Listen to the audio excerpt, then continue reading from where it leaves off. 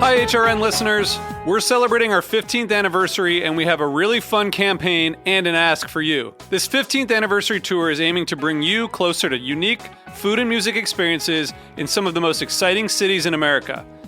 All the while, we're raising funds to support our work empowering the next generation of food systems storytellers through our fellowship programs. Here's how it works. Donate to HRN and be entered into a raffle in the city of your choice to win a dinner for two at a noteworthy restaurant and tickets for two to a concert at a prominent local venue.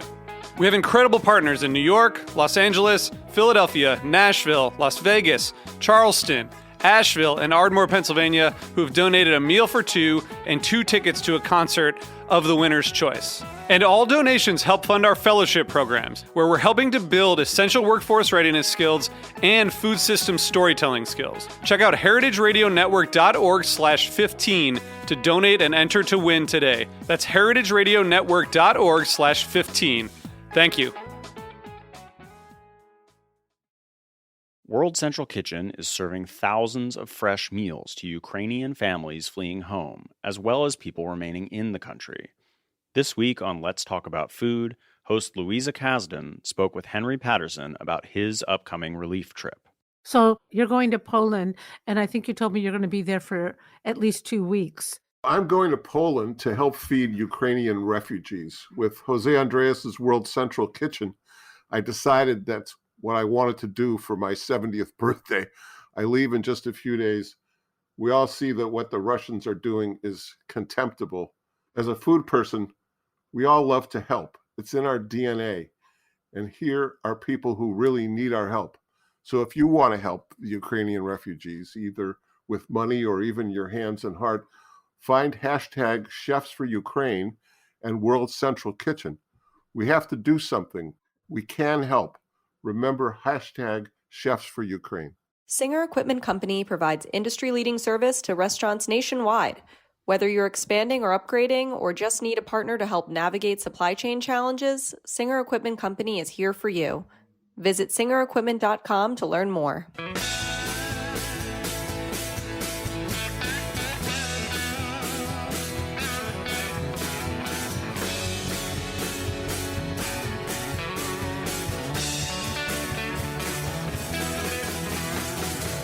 Hey, welcome to Beer Sessions Radio on Heritage Radio Network. It's Tuesday, March 22nd, 2022, and the theme of this show is Open That Bottle Night Cider Edition. Let's go around the room and introduce everyone. I'm Jimmy Carboni. I'm the host on Beer Sessions Radio. Ann and Steve. This is Ann Garwood from Ragged Hill Cider Company, joining you from central Massachusetts, a beautiful town of West Brookfield. All right, and Ann from Virginia. Ann Shelton from Albemarle Cider Works, joining from North Garden, Virginia. Great. And Michelle? Michelle McGrath, Executive Director of the American Cider Association. I live in Portland, Oregon, but today I am joining you from Chico, California. Wow, that's very cool. And Paige? This is Paige Flory. I am the owner of Boutique Wine, Spirits, and Ciders, and I am coming at you from Hudson Valley, New York. All right. You're up in Fishkill, aren't you? Yes, up in Fishkill. So, Paige, you're a great bottle shop owner. You have some of the best selection of hard ciders in New York State, and you'll probably say in the region. But this concept is pretty cool. So it's Open That Bottle Night. Michelle's going to tell us the background, but I'm sure you're around a lot of great bottles being opened all the time, aren't you? Yeah, so in the Hudson Valley, there are a ton of cideries that are around us. A lot of places are also growers as well. So there's some phenomenal places in the Hudson Valley, but also all the way up into the Finger Lakes region and even out on Long Island. So just in New York, there's a ton of options. Wow, that's great. Hey, Michelle, we're going to bring you in because this was your great social media idea. Tell us about the Open That Bottle Night and your inspirations. Because I remember, I think I did it years ago with the Wall Street Journal writers were talking about wine. Yeah, so years ago, the Wall Street Journal journalists decided to create Open That Bottle Night for wine. And we were just sort of brainstorming ways to engage the cider community on social media because we were looking for something fun to do and realized that a lot of us had been filling up our cellars during the pandemic and needed an excuse to crack those bottles and kind of celebrate the memories behind them. So we decided to launch Open That Cider Bottle. And I'm excited that we're going to do it every year because unlike wine, not all ciders keep super well. Some do. And I hope some of the makers talk about the differences today. But a lot of ciders are meant to be enjoyed within a couple years. And so the deep cellaring is, maybe not as good. So let's celebrate the cider while we've got it. Let's live in the present. That's how I like to think of cider bottles. Let's live in the present. So as you're the director of the American Cider Association, I know things keep evolving and you're doing a great job. How did you come up with this promotion? And tell me some of the highlights. I'm sure you talked to some great people and heard about some great ciders. Yeah, I mean, we were honestly on a website looking at food holidays, doing some of our social media planning, and there was a link for drink holidays. And I said, well, that's interesting. Someone's curated all the drink holidays. And I clicked on it and I found Open That Bottle Night. And I said, we should co-opt that and make it Open That Cider Bottle Night. So we created a hashtag, posted a blog, invited all our members to join. We posted maybe 5 times total to launch the thing, but our members and bottle shops and cider enthusiasts really just took it from there. It didn't take more than a nudge from us to kind of communicate this idea and this hashtag across the industry, across the US, across the world, to kind of kick it off. Wow, there's something that I love about the hard cider scene, that you have that focused audience. It's quite amazing. What have you seen in the last few years since you've taken this job? I mean, just the level of enthusiasm and everything. One of the things I love about the cider community is that we're extremely confident. So, we stand behind our product. We stand behind apples. We stand behind the fact that cider pairs better with food than any other beverage. And that hasn't waned. Like the people that were in the industry when I started this job 6 years ago are the same people that are in it today, and their enthusiasm has just grown. I think, as far as changes go, it's interesting. We're seeing some folks that are making a more harvest-driven style cider, putting their product in cans to try and reach new consumers. We're seeing a greater industry acceptance of co-fermentation of non-palm fruits. Those are some of the changes on the like micro level that I've been seeing. But on the macro level, one of the things that's great about cider is we're not scrambling on the innovation hamster wheel, right? Our mission is to share more about the beverage with folks, and our innovation is coming from smarter marketing, greater sustainability, and getting better at getting into chains, developing better business strategy. It's not coming from new exciting flavors. The customer's favorite flavor is new, but with cider, that can be a new vintage. Now, we're not allowed to put vintage on the label as cider, but there's some, legal barriers to that. But cider is learning ways to get that message across anyways. And there's a growing enthusiasm for American apples, which is, I think some of the folks on the phone have been really helpful in that. I'm calling it phase 2 of the cider boom, is this super hot enthusiasm for American apples. It's not just all about bitter sharps and bitter sweets, although we do have some American apples that fall in those categories too. Oh yeah, and we're gonna do a lot of shows about that too. Let's go around the room. So with Michelle's intro, let's start with Ann and Steve Garwood at Ragged Hill. What's your special bottle? Tell us a little bit about it, and we're gonna keep talking all night. So the bottle that we're opening is actually something we just bottled last week, but it's a 2020 harvest. So we are a harvest-driven cider company. We grow all our own fruit, both at my home orchard and at our partner orchard at Ragged Hill. We're using some traditional New England cider apples as well as traditional New England dessert fruit. So this is a really interesting bottle. So we're excited to try it because it's been it's been fermenting and it's been aging, and every time we taste it, it tastes different. And we finally feel like it's gotten to the right place, and we bottled it, and now it's going to sort of it'll change a little bit more in the bottle, but not much more. And so we're excited to see what it's going to taste like now. And so did you mean to open it this far out from the 2020 harvest? Is that your norm? Yeah. So my dad, who's a cider maker, can probably talk a little bit more about the process. Hi, this is Steve.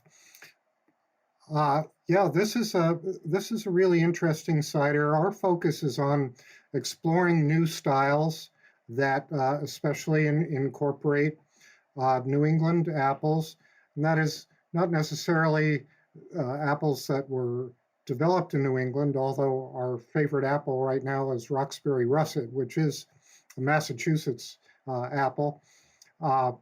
And this cider has some Roxbury Russets as well as some other cider apples in it. It's a high ABV cider.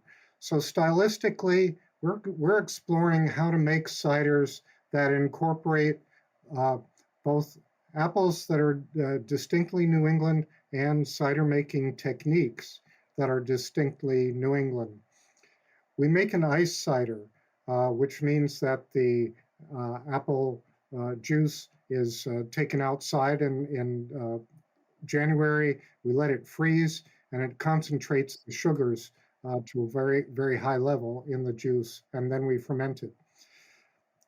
But after the ice cider fraction is taken off of the juice, in other words, the very high, very sweet juice, very, very high sugar juice, we still have juice left over that is a fraction that's a little bit less sweet. And the fraction that we used to make this cider had about the level of sugar as a wine grape. It was 25 bricks or 25% sugar when we started with this juice. That juice takes a longer time to ferment, and it produces a very rich cider, higher alcohol. This cider is about 11% alcohol, and it is, as I said, it's a blend of apples.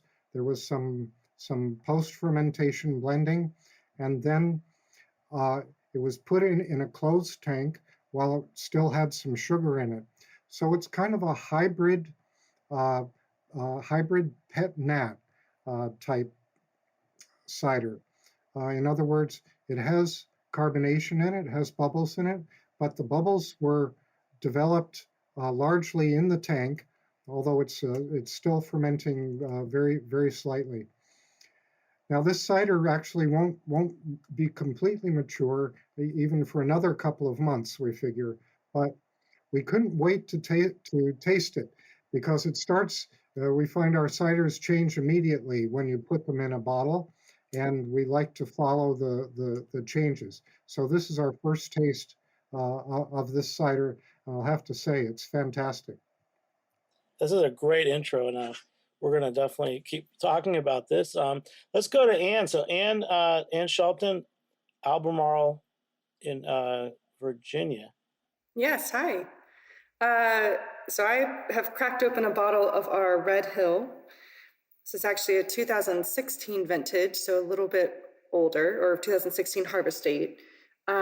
This was one that we won an award for, a silver in the Bath and West show in England, and has always been one of my favorites. And so, and it's still holding up quite well from 2016. It's mellowed a little bit in the bottle, but great for sitting and sipping.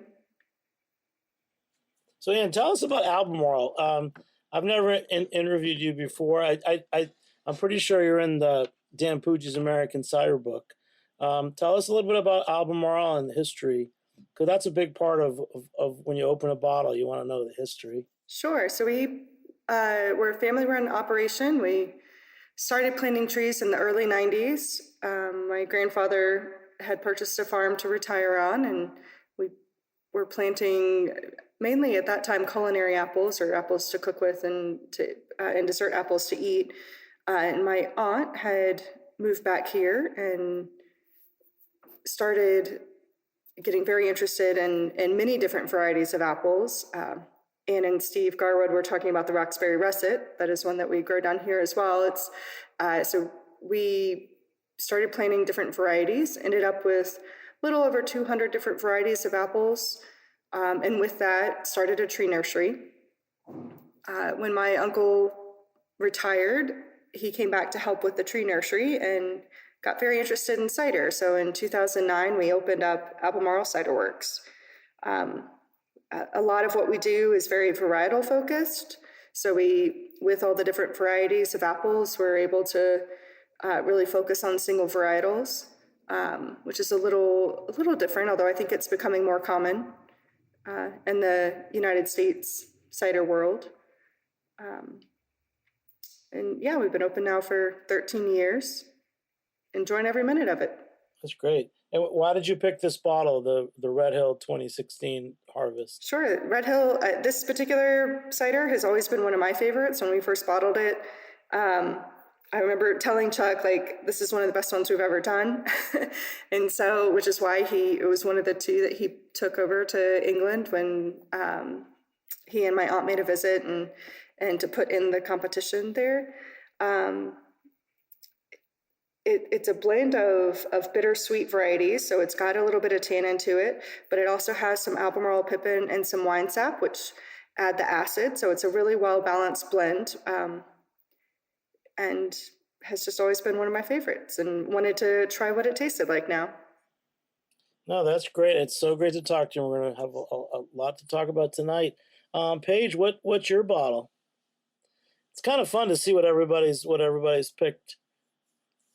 Okay, so so as being a retailer and having over 300 ciders in my shop, I don't make it, so I got to pick something that somebody else made, and that was a ridiculously difficult decision. Because I really like cider, and there's a ton of really incredible cider makers that we have in the shop from New York, from around the United States, and from around the world. So I really kind of beat my head against the wall quite a bit and changed my selection, by the way, probably 6 times between yesterday and today. But in any case, I decided to go with a super small Hudson Valley cidery called Metal House. And these are some really interesting folks. Kimberly Kay is one of the cider makers there. Very, very talented and really does everything hands-on.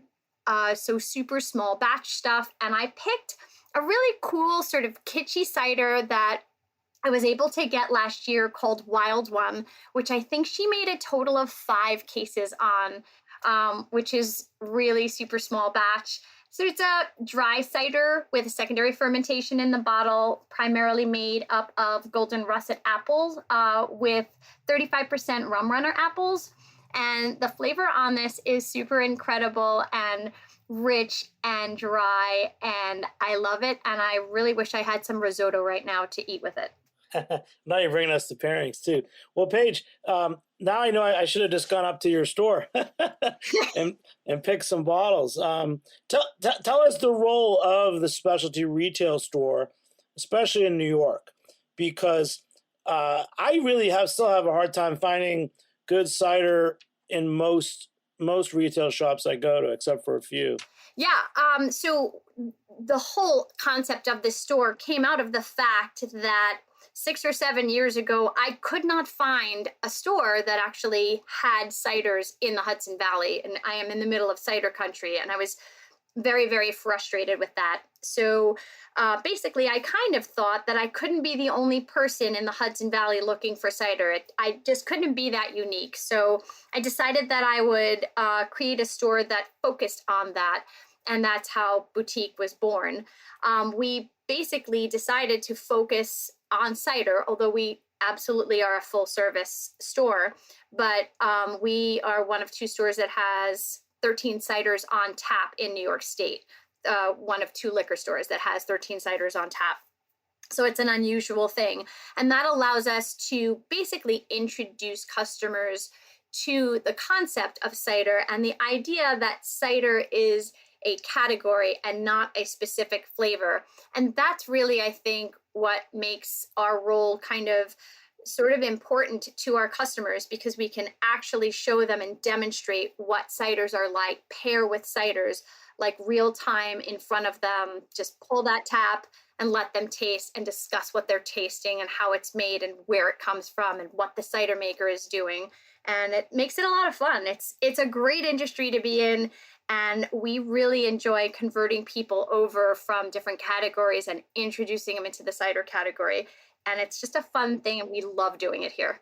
Wow, that's great. What, name two others bottles that you would have picked. Let's say I'm inspired by the show and I'm coming there Saturday. I want to bring two more bottles to this dinner I'm going to. Anything from Eden Cider, you can't miss. Although I was actually toying with doing an ice cider from her, possibly Puck, because it's super small batch, but her ice ciders are absolutely phenomenal if you're doing a cheese platter or something like that. Those are great ciders to go with like a blue cheese or anything along those lines, any kind of a really kind of tart cheese. So that's one option. I love Eden, and that's one thing I was thinking about. Another I was thinking about was a cider I can't get in the United States that I got from an Irish cider maker from that I actually got to meet in person at the American Cider Association CiderCon back 2 years ago, right before COVID, and that's Dan Kelly's. I actually got my hands on some of Dan Kelly's ciders, and I was going to pick one of them. They're all delicious, but very different style from the stuff I get here in the Hudson Valley, and it's kind of fun to taste those too. Oh, that's great. You definitely got to go if you're in upstate in New York. You got to go to Fishkill, right? Fishkill, right off of I-84, so centrally located. All right. Michelle, back to Michelle. So Michelle, that's kind of an intro into, the special bottles that people have thought about. I've got two in front of me. I've got two ice ciders from Massachusetts. One is Headwater Cider, ice cider, and the other one is from Ann and Steve, Ragged Hill ice cider. So it's nice to think about a special bottle, but to think about cider that way, Michelle, is different, isn't it? It is, Jimmy, but I need to talk about my cider real fast. Oh, I like that. So I got to visit an ACA member recently. They're called Cockrell Hard Cider. They're based in Puyallup, Washington, and they grow. Roxbury Russet is one of the ones they grow. They also grow Yarlington Mill, Kingston Black, and a few others. And he handed me a bottle of a Kingston Black Pet Nat and said, "I'm not so sure what this is going to taste like, but here you go." And I cracked it open today, and it is truly astounding. The fruit esters and the floral esters are off the chart. It tastes like exactly how you would expect a really intense Kingston Black to taste: vanilla and orange and some white flowers and some butterscotch and honey. And it's got an incredible creamy mouthfeel. It's so good. Being that it's a fairly young pet nat, I have no idea what it would taste like. It's this vintage, so I have no idea what it would taste like a couple of years from now. And I might have to go back and buy another case so I can taste it every year on Open That Cider Bottle Day and kind of take notes and see how it changes with time. Which cider company was that? Cockrell. Okay. Yeah. Cockrell Hard Cider. You've been doing this job for like over 6 years, and you keep evolving, and it's brilliant. Just tell us a few anecdotes from that day, because like I said, this was a great tradition for wine people, and I'm going to do it every year now for cider. Yeah, cider shares, as we call them in the industry, are such an important part of kind of keeping our stoke going, right? Stoking those cider fires. And I do have to give a shout out to Ann Shelton and the rest of the Albemarle crew for making CiderCon in Richmond, Virginia so special. And one of the things that was special was being able to get together with people and share cider and swap cider. But those cider shares are usually not a social media affair. They're usually like an after hours type thing. But so many bottles get exchanged at CiderCon. Paige, I love that your special bottle that you almost opened and maybe will open next year came from a CiderCon swap. When I think about the special bottles that I've been hoarding, the ones that are given to me as gifts are usually the ones that I'm hesitant to open because I like connect them with a person or a moment or a memory. And I think that, the idea of experiencing the flavor of that cider rather than just letting it sit on the shelf is just, there's something really beautiful about that. Like I said, living in the present, like that's a really good sort of association with. Oh, that's great. Well, and what you want to tell us about CiderCon and your involvement? Sure. So Virginia was very fortunate this year to be able to host CiderCon 2022. It had been on the books for a little while. We were very concerned with everything going on, but it pulled together beautifully. We hosted, Michelle can talk a little bit more to this, but I believe it was about 700 people at the Richmond Convention Center. And so we were nice and spread out for that. CiderCon itself is an annual event, happens every year, kind of the first week in March. And it moves around the country every year. So Virginia was, as I said, happy to host. We pulled together with several retailers in the area to have events outside the conference. The Virginia Cider Association, that is, did. And I heard great feedback from everyone, both cideries that participated in the events as well as attendees. And so we were very happy to have it and would love to host again. Oh, that's great. So with like cider as the vibe, when I think about bottles, like Open That Bottle night with wine, it feels like you have to really think about picking one bottle and bringing it to someone's house for dinner. And with beer, it's the opposite. I feel like we've done a lot of bottle swaps where everyone brings a bottle and you're tasting all kinds of things. But it seems like Michelle mentioned this cider share as kind of like the ethos of this whole hard cider movement. Do you feel that that's part of it? Anne? I do. I think as a community, we're all collaborative and we're still small enough that we're all interested in what everyone else is doing and trying to celebrate what everyone else is doing. The diversity just in different styles, going, from ciders that are more sessionable, things that you would, drink more like a beer, multiple bottles in a sitting or cans, all the way up to, having that occasional bottle, the bottle to celebrate with, which is, I think, what part of this event is kind of looking at is those bottles that you kind of look at and you're like, oh, that's something to celebrate with. That's something that, I've been saving to try. It's something unique. It's something that I can't get anymore. And trying that out. And then hopefully, soon there'll be another CiderCon or a cider event, cider swap, or, getting in touch with cider friends to get cider from different areas to replenish your cellar. No, that's great. Yeah, and I almost think of it as like the rest of the year is leading up to cider Christmas, where we can all open our bottles. I mean, personally, I used it as an opportunity on the day of to go super experimental. My friend Darlene Hayes, who I know has been on the show before, she knows that I love quince. I've got this thing for quince. And so she had gifted me several bottles of fairly obscure harvest-driven quince cider. And I had been holding on to it and hadn't really had an opportunity to open it and enjoy it. And this was the perfect excuse. I got to open two of them and enjoy it. The other thing I loved is I hopped on, a virtual cider tasting with some cider enthusiasts.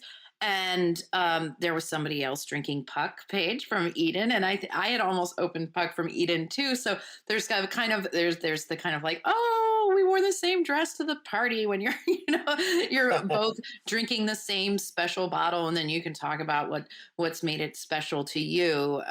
So I don't know. There's kind of this like community ethos. There's also this like live for today, this live in the present. And then there are all these memories. I do have to say, I personally have a habit of drinking through my special bottles fairly quickly. And I also buy out special bottles. Like, I think for a while, every time I went to the 3 or 4 specialty bottle shops in Portland that I frequent, I was buying like a case of Foggy Ridge or a case of Understood in Motion by Angry Orchard, because I knew that they were limited editions and I wasn't going to be able to get my hands on them. But did I have any of those to enjoy and Open That Cider Bottle day? No, I did not, because I had already opened them. Well, that's great. Michelle, it's Paige. I was going to say, the thing about being in the industry and having these bottles is that I run across other people in the industry and I want to share like my Foggy Ridge. Like, I opened up Foggy Ridge with the head cider maker from Brooklyn Cider House. Like, that was just a fun time. And that's where I brought that bottle because I knew he would appreciate it and I wanted to share it. Like, you almost want to share that bottle because you know what's in there and you want other people to enjoy it, as opposed to hoard it for yourself. So I get that what I'd like to call the evaporation factor, which is just me sharing and drinking the bottles of cider. It's just a lot of fun, and the community is just so well integrated and so open and so welcoming that it's hard not to. Hey, Paige, since you have a retail shop, and I know you're pretty good at keeping track of things, how do you account for the bottles that you open for sampling? You mean as a retail shop? Well, Yeah. I mean, when I am opening stuff for sampling, I mean, I don't mind doing that, particularly for customers or even other cider. Like, if a cider maker comes in my shop and there's something they're super interested in, I'm just going to open that bottle with them, like, to let them try it. We get a lot of cider makers in here, so we do that often, but we do tons of tastings with customers as well. And it's just a cost of doing business. But once we get people to see what's in that bottle, they become customers, and that's just completely worth it. Like, allowing people to see what cider makers are doing, or what 2 expressions of the same apple from the same region done by 2 different cider makers can be like. You can't put a price on that, and it's just worth it so that people can understand how diverse and how expressive ciders can be. Yeah. Hey, let's go up to Steve and Ann. Steve, it's great hearing you talk about making your ciders. I feel like you either have a question or something you want to say based on this conversation. Well, I think an interesting idea that this conversation has brought up is the aging potential of ciders. And I'm interested to hear what everybody else has to say about this. But we're finding, even though we opened tonight, we opened a recent cider of ours, even though it's been maturing since 2020. But something that we're finding is that if a cider has a good foundation, a good structure to it to begin with, that it really improves in the bottle. And we have, in recent months, we have opened some of our ciders from 2017, some of the first ciders that we made, and we're amazed by how much they have improved in the bottle. And especially Ann Shelton's cider that she just opened begs that question. So I'm interested to hear what everyone else's experience is with this. Great. Ann, do you want to take that? Sure. So as I said, we opened in 2009. So our first harvest date was 2008, and we still have cider from that first year. I don't know that I would recommend holding a cider for 15 years. It might be a little too long. But we have found that in the bottle, especially, a year or two after the bottle, after it's been bottled, that some of the acid mellows a little bit. Our ciders tend to have more acid in them, and by waiting it out a little bit, it mellows that to make it a little more drinkable. our ciders in particular don't have a lot of tannin, but tannin is what makes red wine need to be aged. Tannins start out at different lengths, and as it sits in the bottle, they kind of combine, and the longer they are, the smoother it is on the tongue.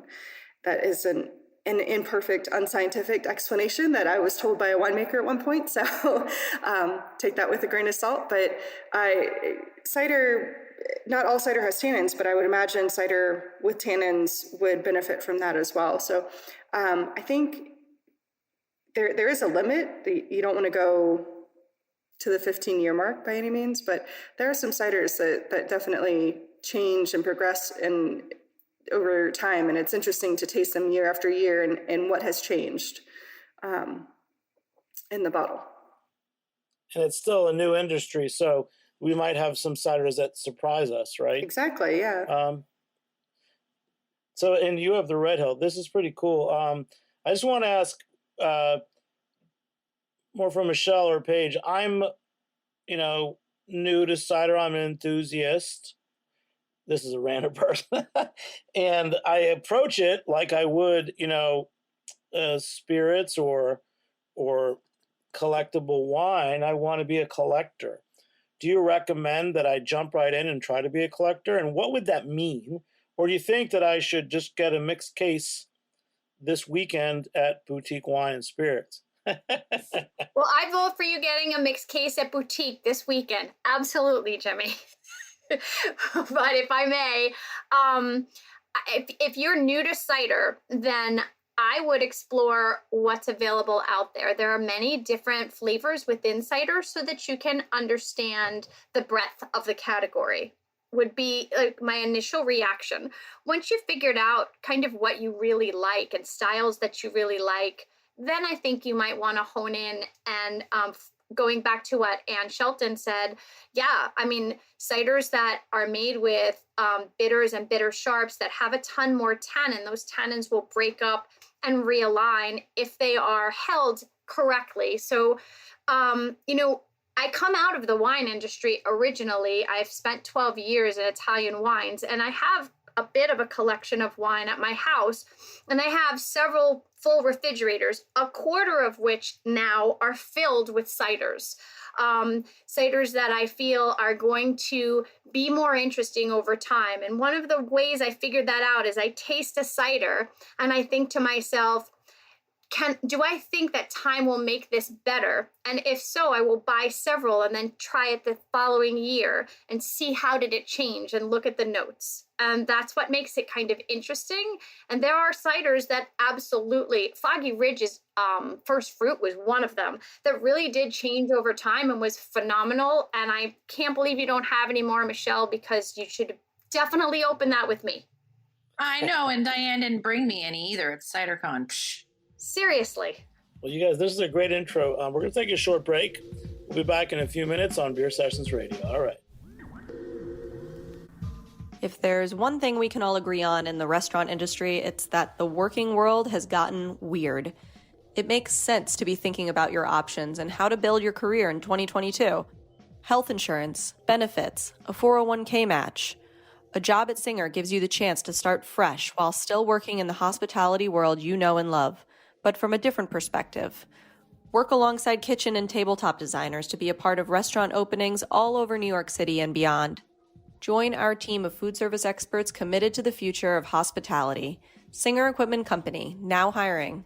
Industry-leading service provided by industry leaders. Singer Equipment Company. Visit singerequipment.com/careers to apply today. Hey, welcome back to Beer Sessions Radio on Heritage Radio Network. Join us and become a member at heritageradionetwork.org/donate. And if you can be a business member, you'll get some special coverage throughout the network. Check it out, heritageradionetwork.org/biz. So we're talking about Open That Cider Bottle Night, Michelle, which I think is really cool. I just want to say how much I love that. I used to read every year the Wall Street Journal writers. I can't remember their name, but it was Dorothy and John. And I remember a couple of times I saved a bottle and I wrote into them, and at the time it was wine. But I am remarking just how different this concept with cider is. you mentioned cider shares and the conviviality. It's really cool.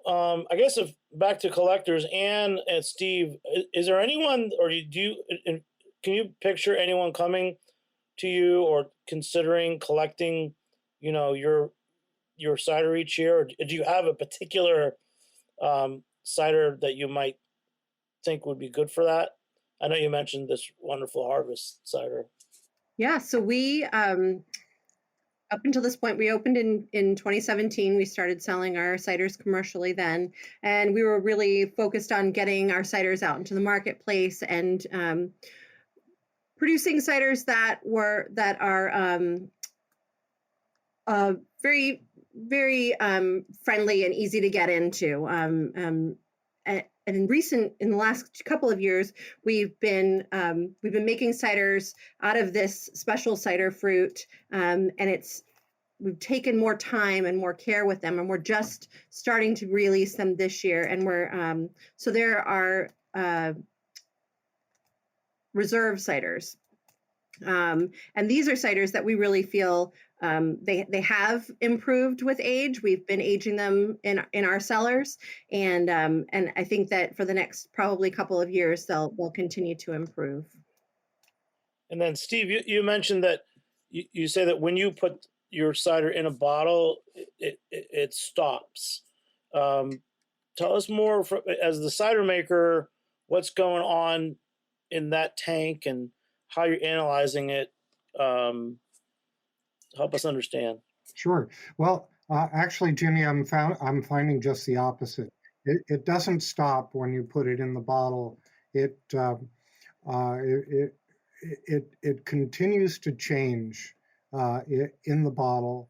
And as Anne was mentioning, if it has a foundation of structure, by which I mean some tannins, some acids, and it doesn't even have to have a lot of that.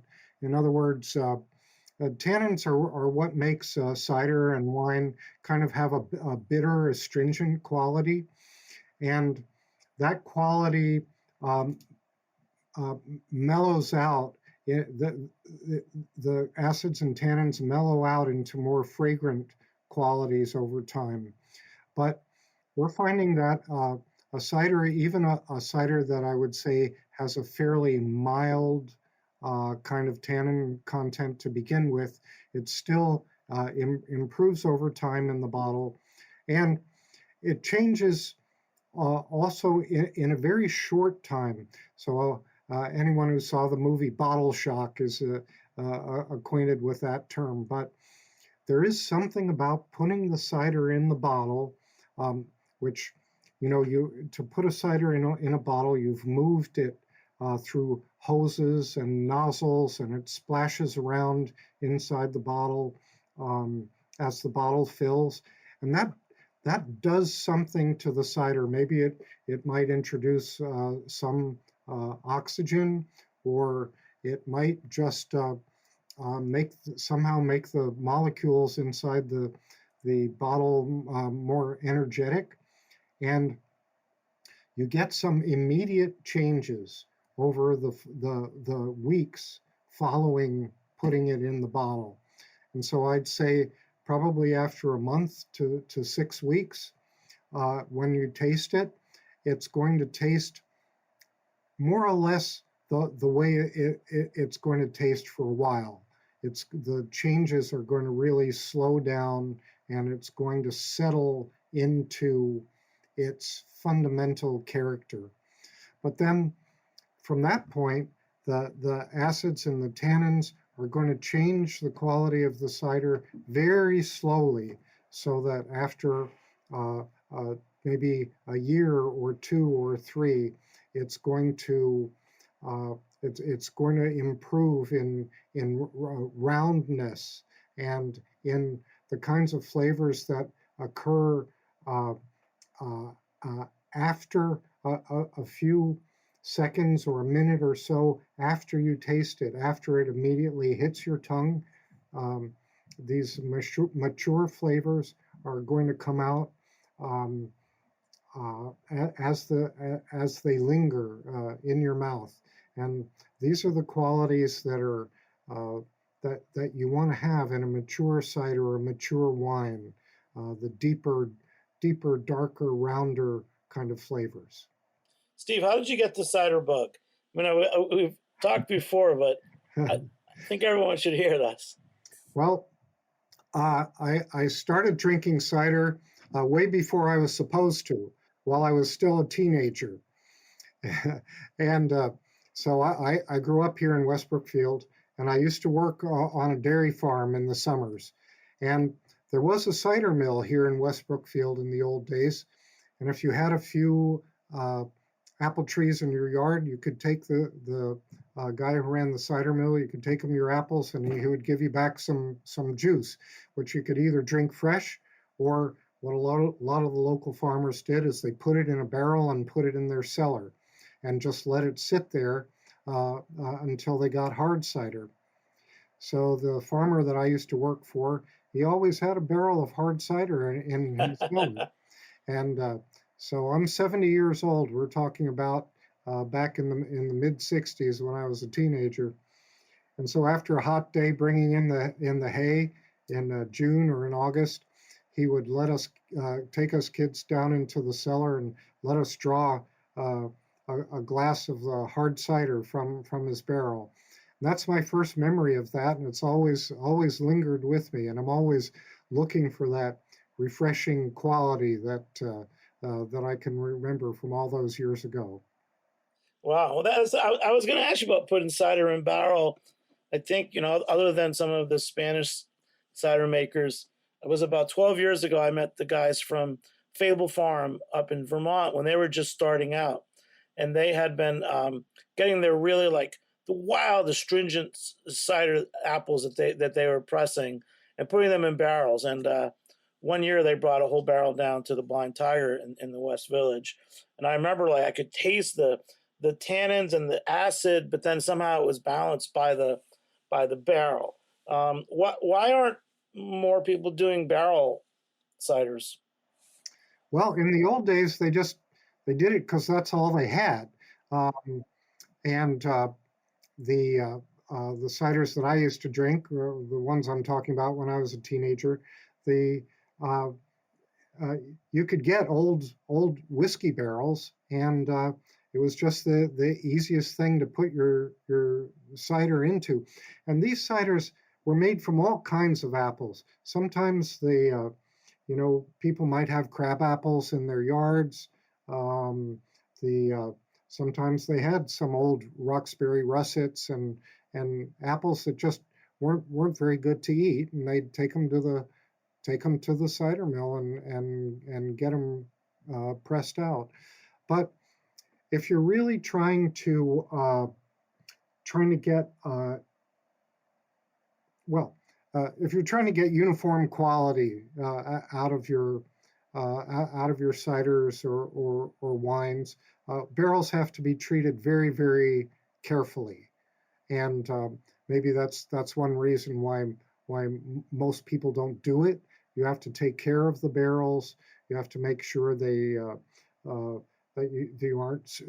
you aren't growing microorganisms that you don't want in the barrels.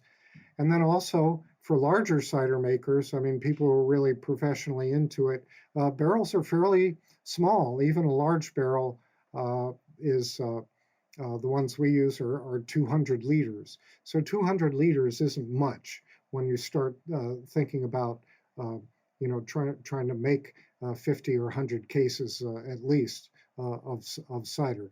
200 liters is about 50 gallons. May sound a lot like a lot to you, but for professional business, it's not a lot. So you have to have a lot of barrels if you really want to make a quantity of cider, and they're difficult to store. They take up a lot of room. So there's a lot about barrels that aren't practical in a larger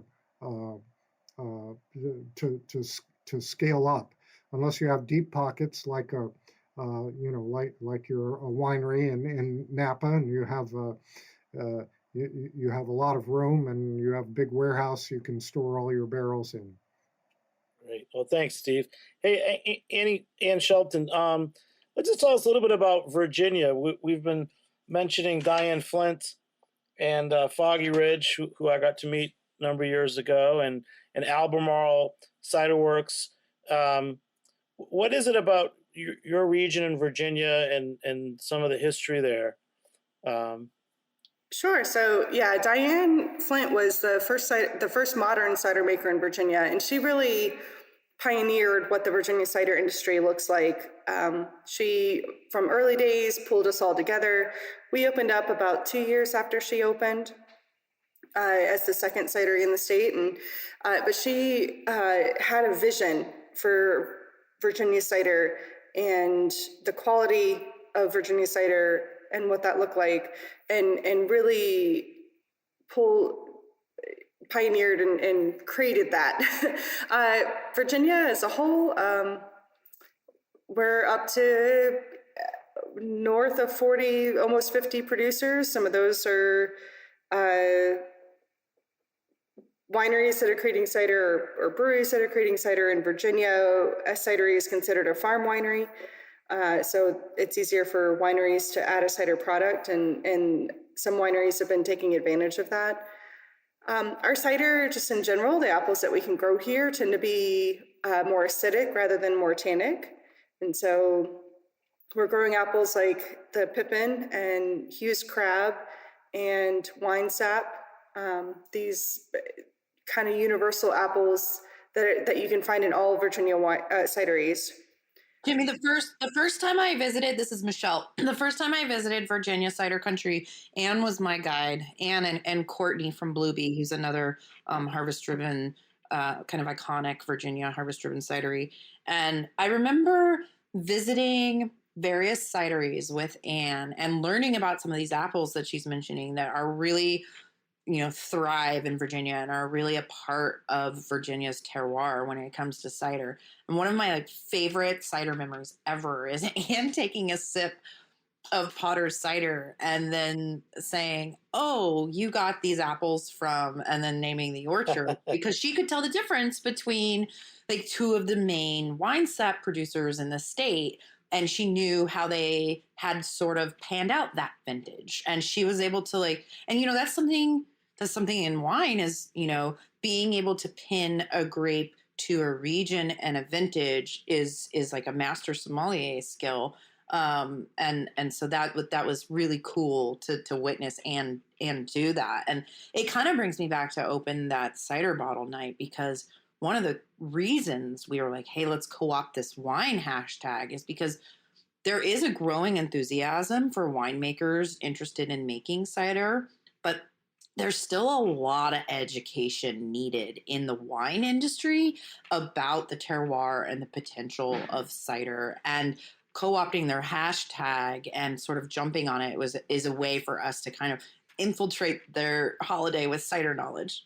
I agree. This is Paige. I completely agree with you, Michelle. I think that the winemakers really, they're intrigued about cider, but don't necessarily know how to handle it. And I think a lot of my fellow sommeliers out there don't quite understand how to incorporate it from the on-premise side, where you're in an environment where you're going to pair, and they don't think about cider top of mind. And I think this is a great way to get them to pay a little bit more attention, because cider is so incredibly food friendly, and not just to pair with, but to cook with. I use cider all the time in my cooking. When I'm making risotto, I almost always use cider as at least half the base, instead of using entirely broth. And it just pops, it just pulls flavors so well together. And then, of course, pairs exquisitely with cider. So I think you're absolutely onto something. Paige, do you make risotto every week? I make risotto with alarming regularity. I love risotto. It just goes with so much stuff. I love it. You mentioned it 3 times already. I'm hungry. So for you from Virginia, I actually think Bluebee, we tasted with you once on the show. As a retailer selling a lot of Northeastern and East Coast ciders, what are a couple of Massachusetts and Virginia ciders that you've got in the store now?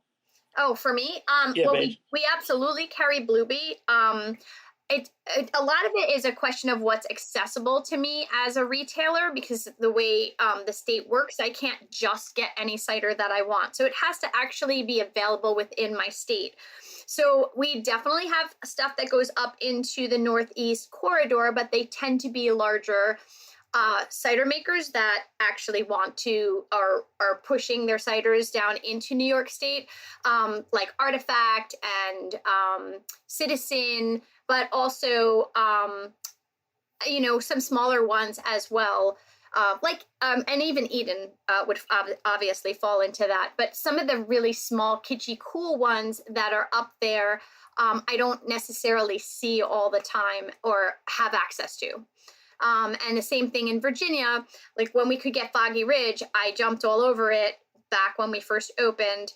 And then I found Bluebee because I was looking for ciders from further south, and I just don't have a lot of access to it, even as a big retailer.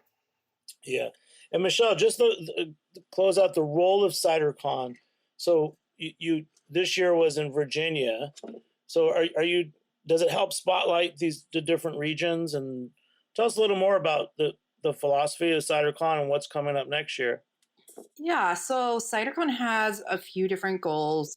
One is to bring the cider industry together. I was actually recording another cider podcast this morning, and there was Sam Fitz from Ancho talking with Colin Schilling from Washington State, and they were like old pals because they had hung out at CiderCon 2022 in Richmond, Virginia. There's no way Sam and Colin would have ever met without CiderCon. So, bringing the industry together, helping startup cideries launch is a really important component of CiderCon, but also like creating opportunity for collaborations or Apple sales even. I mean, all sorts of business happens at CiderCon. But then there's this other piece, the TTB comes to CiderCon. And this year, not only did the TTB come to CiderCon, the head of the TTB came to CiderCon, and he was able to hear firsthand everybody talking about the distinctness of Virginia cider, which it's illegal to put, certain geographic indicators on a cider label. And that's something that as an industry, New York Cider Association, American Cider Association, and others are starting to look into how can we move towards geographic indicators. And for him to sort of witness that firsthand at CiderCon, it can be a very powerful change driver. Next year, we're going to be back in Chicago, which is sort of our beloved home base that we go to every odd numbered year. And we're planning some very cool new tours in the Chicago area. There have been rumors about a Frank Lloyd Wright architectural cider pairing tour, which I love the idea of pairing a building with cider. We can talk about structure, as Steve did earlier, but also sort of a homecoming theme, right? Like Chicago it's CiderCon's home, and the restaurant scene there is incredible. And we get to celebrate Midwest cider when we're in Chicago, but it's also just sort of an affordable way for people to access CiderCon. And so I'm really, really looking forward to going back. Oh, that's great. Well, Michelle, this is such a great idea, and I really appreciate you inviting Ann Shelton on. And thank you so much, Ann and Steve Garwood from Ragged Hill and Paige Flory from Boutique Wines for joining me. Last question. Anybody? There's got to be one last question that someone has. And anybody? Steve? Yeah, I have a question. Is go, anybody... Michelle. I have a question. Is anybody thinking about maybe integrating Open That Cider Bottle into their marketing next year? This year we sort of sprung it on people, but now we've got a whole year to think about it. And do you have any ideas for how the ACA and other stakeholders like Jimmy can help grow this holiday? Great idea. This is Paige. I would say, why don't we pair up with other either retailers or restaurants and do Open That cider bottle and pair it with food so that people can get used to the idea that cider and food go together, and they should open it more often. Love that idea, Paige. When you were talking about risotto, it reminded me of a saying that I have, which is Friendly reminder, there's nothing finer than deglazing the pan with your favorite cider. Oh, wow. Yes, please. Yeah. I'm going to ask you to repeat that after we close out. I'm going to write it down. That's a great one. Anybody else? Ann and Steve, at tell us about your tasting room in West Brookfield, Massachusetts. Can you incorporate something like that into it? Yeah, I think the idea of partnering with local restaurants and food pairings, we're especially looking at we're very rural out here, and we're especially looking at pairing ciders with local cheesemakers, and that's something that we're really going to be working on in the coming year, and that might be how we use that idea, the open that bottle idea, is open it with cheese. That's a great one too. And then Ann Shelton at Albemarle. Sure. So I really like the idea of doing vertical tastings. It's open that bottle. Let's open multiple years of the same cider and taste how it changed over years as with weather, how it affects the fruit, and how that translated into the cider. I think the vertical, looking at different harvest dates of year over year would be really interesting. Oh, that's great. Well, listen, thanks so much for joining me. I don't want to close it out. I know you guys on your own could have many more hours of things to talk about. I'm going to go ahead and open my, I'm going to do the Ragged Hill ice cider that Ann and Steve sent me last year. I don't know what year it's from. You guys might know if you sent it to me the fall of 2020, I think. Yeah, that's actually probably 2019 apples at this point. Yeah. Well, that's great. So I'm going to have Wouldn't that. it be nice if they could put the vintage on that label, Jimmy? Hey, I'm all in favor. I'd say one thing to push for doing your cider con in either DC or Virginia. You're probably getting the ears and the eyes of the bureaucrats. So, Something you should know, Jimmy, about that cider you're tasting is that was the category winner at Great Lakes International Cider and Perry Festival last year. It was best in show. Congratulations. Yeah. All right. And then the last one I got to check out and make sure I keep my eyes on the Albemarle Red Hill. Luckily, I've had Albemarle before. The earlier version of Cider Share that I really loved was Reverend Nat from Pacific Northwest. He did his Reverend Nat's cider church or something. And I think he came in with 23 different iconic ciders that to him were really important. And that was an education in 1 hour. So there's a lot of innovation that you guys can do. And a big shout out again to Paige, Boutique Wine and Spirits up in Fishkill, New York. I mean, literally you walk in and she's got that cider tree with how many? 8 ciders on tap, Paige? I have 13 ciders on tap. One's in the tree trunk. Yeah, so I think tasting cider. I was at Artifact. I did a show in the fall. I got to sit with Soham at Artifact Cider, his tasting room in Cambridge, Massachusetts, in Boston, and the same thing. I had 2 paddles. We tried 8 ciders, and he just had a complete range of apples and dryness levels, and I quickly identified what was my style.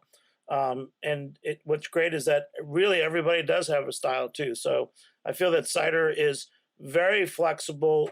There's a range of flavors that may not be there in beer, and also just for health and stuff. I actually feel like I'm drinking more hard cider than wine now, just because of the alcohol level. And I also like feeling like I may know the makers. I may know who's growing the apples. There's some great stories to be told. And Michelle, since you joined, I think it's really come a long way. So thanks. We could talk all day and I feel dumb, but thanks so much. Ann Steve Garwood, Ann Shelton, Michelle McGrath, Paige Flory. I'm Jimmy Carboni. I'm the host here at Beer Sessions Radio. Thanks to our engineer, Armin Spengen, and Alex Tran, our new producing intern. We'll catch you next time on Beer Sessions Radio. All right. Woo. Thank you. Hi, I'm Katie Mosman-Wadler, Executive Director of HRN. HRN is dedicated to amplifying small businesses that keep our communities vibrant. Today, I'm asking business owners to take part in our business membership drive by supporting HRN's mission with a $500 membership. HRN will shine a light on your work, and you'll help sustain our mission to expand the way eaters think about food. As a thank you for this tax-deductible donation, your business will receive on-air mentions, social media posts, listings on our website, and more. You'll also play an essential role in keeping nonprofit food radio on the air. Go to heritageradionetwork.org/biz to become a business member today. That's heritageradionetwork.org/biz. Thank you for your support. Beer Sessions Radio is powered by Simplecast. Thanks for listening to Heritage Radio Network, food radio supported by you. For our freshest content, subscribe to our newsletter. Enter your email at the bottom of our website, heritageradionetwork.org. Connect with us on Instagram and Twitter at heritage_radio. You can also find us at facebook.com/Heritage Radio Network. Heritage Radio Network is a nonprofit organization driving conversations to make the world a better, fairer, more delicious place. And we couldn't do it without support from listeners like you. Want to be part of the food world's most innovative community? Subscribe to the shows you like. Tell your friends, and please join the HRN family by becoming a member. Just click on the beating heart at the top right of our homepage.